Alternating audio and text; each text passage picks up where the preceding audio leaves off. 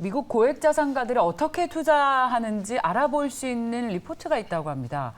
저희가 방송 아이템 회의를 하는데 네. 앵커님이 이런 아이디어를 내셔서 오늘 좀 준비를 해봤는데 간략하게 어떤 내용인가요?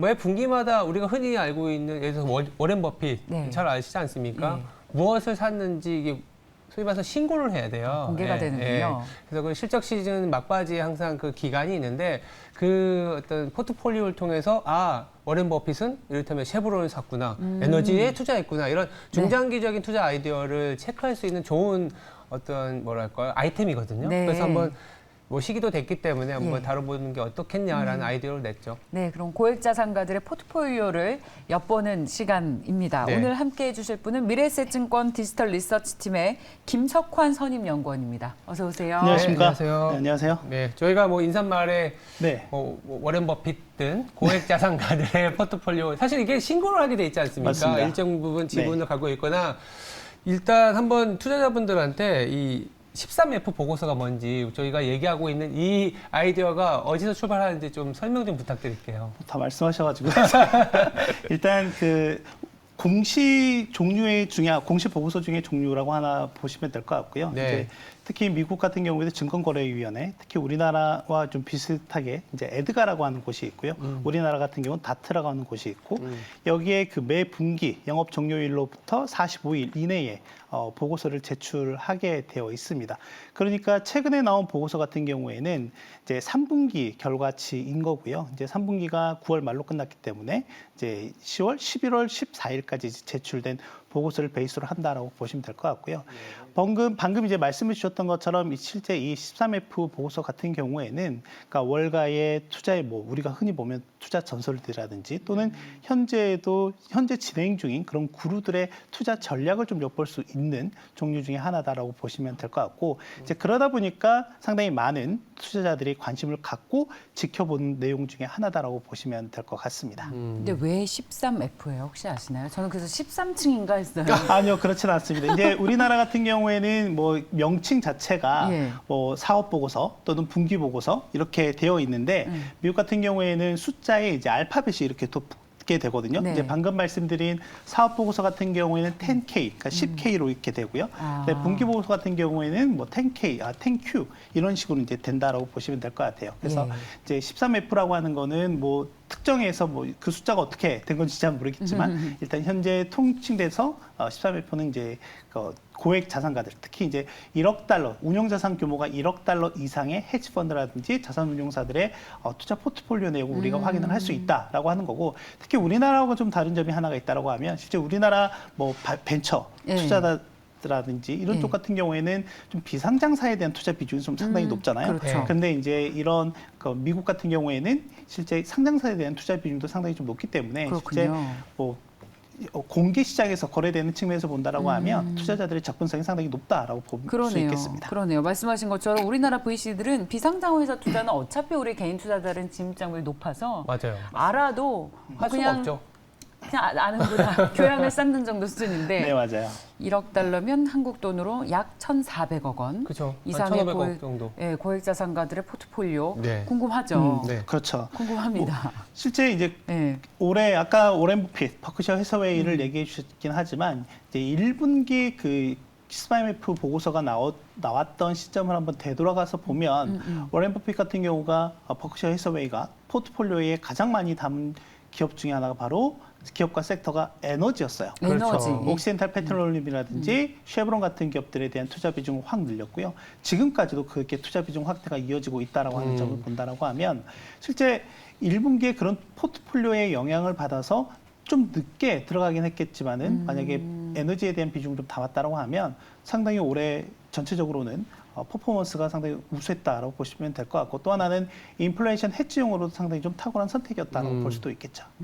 그렇다면 최근에 이제 3분기 실적이 끝나고 아니 3분기에 본인들의 포트폴리오를 신고를 했을 텐데 어떤 특징들이 있었을지가 또 중요하죠. 네, 이거 뭐 제가 직접 이제 한번 다 다운 받아봐서 보면 좋긴 한데 네, 그렇게는 힘들고요. 되게 많아요. 네, 네. 정말 많거든요. 네. 거의 한 800여 개 가까운 맞아요. 보고서가 나오기 때문에 근데 이걸 이제 친절하게도 골드만삭스에서 전체 보고서를 통틀어서 네. 서머를 좀 해놓은 게 있는데 그렇게 해서 이제 한 50개 정도의 대략적인 종목들을 좀 뽑긴 했는데 이제 아마 작아서 보이지 않으실 텐데 뭐 네이버라든지 또는 구글이나 이런 데서 13F 서머리 또는 포인트 이렇게 좀 정리를 해서 보시면은 아마 관련한 내용을 좀 보실 수 있지 않을까 생각이 되고 좀 특징적인 부분만 좀 말씀을 좀 드려보면 전체 주요 해치 펀드들 중에서 마이크로소프트에 대한 선호도가 상당히 높았다. 그러니까 이거 같은 경우에는 우리가 단기적인 포지션이 아니라 롱 포지션으로 본다라고 하면 마이크로소프트에 대한 비중이 좀 상당히 높았다라고 하는 거고요. 또 하나는 뭐 우버라든지 넷플릭스와 같은 부분에 대해서도 헤지펀드들이 좀 긍정적으로 보고 있더라라고 하는 거고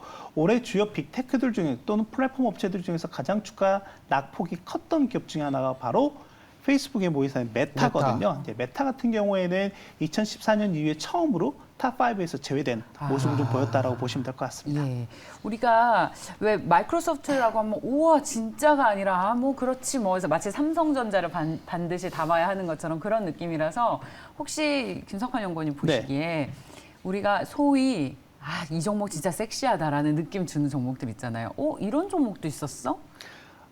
그 전체 내역 중에서요? 뭐 그런 게 그런데 아마 분명히 있었을 것 같아요. 저희가 이제 보통 투자자들이 대부분 또 다 담고 있는 종목들이 좀 상위에 또 많이 들어가 있기 때문에 그런 측면에서 본다라고 하면 국내 서학개미 투자들이 정말 잘 하시는 것 같습니다.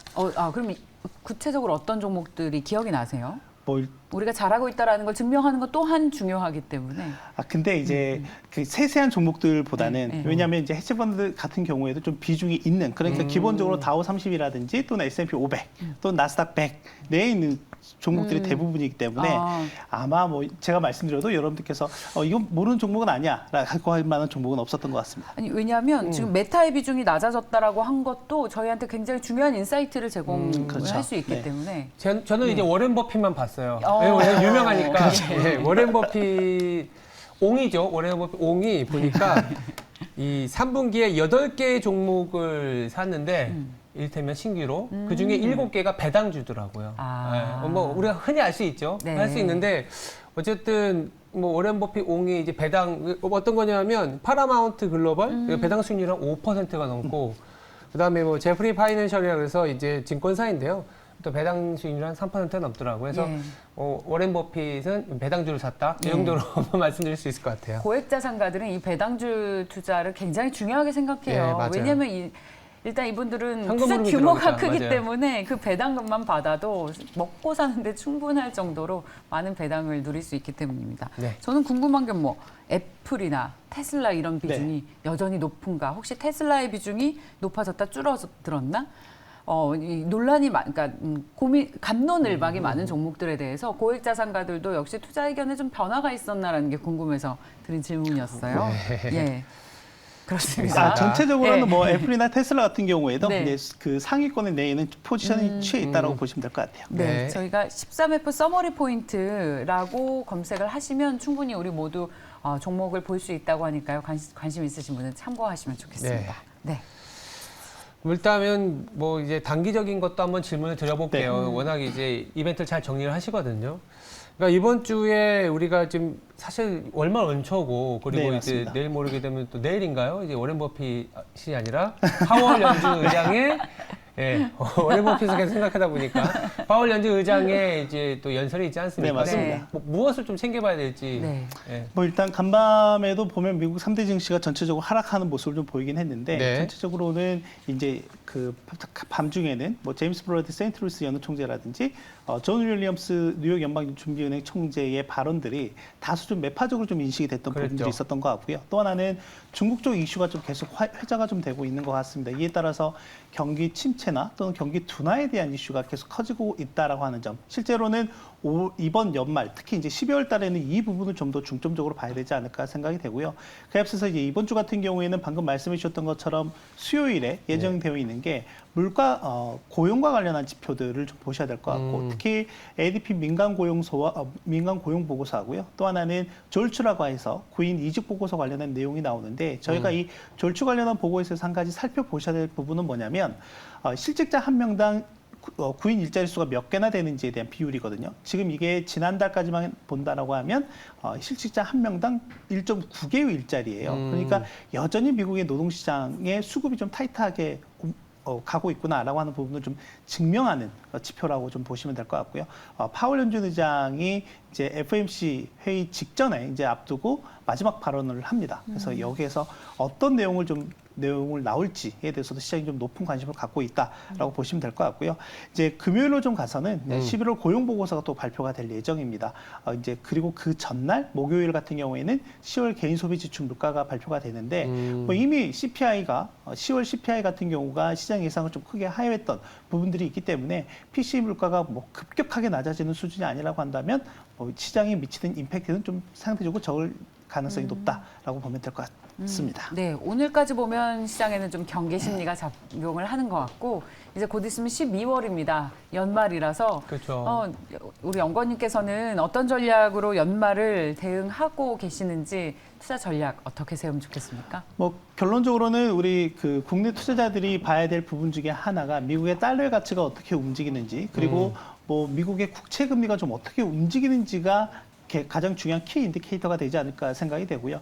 최근에 시장에 나타나는 이제 변화의 움직임이 있다라고 하면 그동안에는 뭐 11월 FOMC 회의 직전까지는 인플레이션이나 금리 인상에 대해서 우리가 많은 포커스를 좀 맞추고 있었다라고 하면 이제부터는 좀 경기 침체라든지 또는 기업들의 이익 둔화와 관련한 부분들에 대해서 좀 더 높은 관심을 좀 가질 부분이 있다라고 좀 보시면 될 것 같고 네. 그런 관점에서 보면 이제 12월 중순에 예정되어 있는 FOMC 회의 같은 경우가 두 가지 포인트에서 좀 접근해서 보시면 좋을 것 같습니다. 일단 하나는 지난 11월 FOMC 회의 이후에 파월 의장이 기자회견에서 얘기했던 것처럼 체중 금리가 얼마나 높게 될지 그리고 그 수준이 얼마만큼 오래 유지가 될지에 대해서 좀 구체적으로 나오는지를 봐야 될 것 같고요. 두 번째 같은 경우에는 실제 11월 FOMC 회의 직전까지는 연준의 색깔 자체가 매파 일변도였거든요. 그런데 네. 그 균열점의 시작이 바로 11월 FOMC 회의였어요.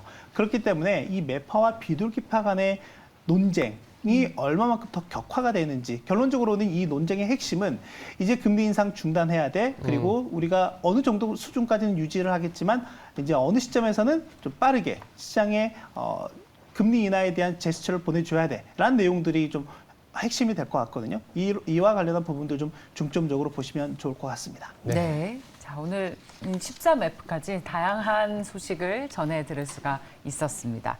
미래에셋증권 디지털 리서치팀의 김석환 선임연구원이었습니다. 고맙습니다. 감사합니다.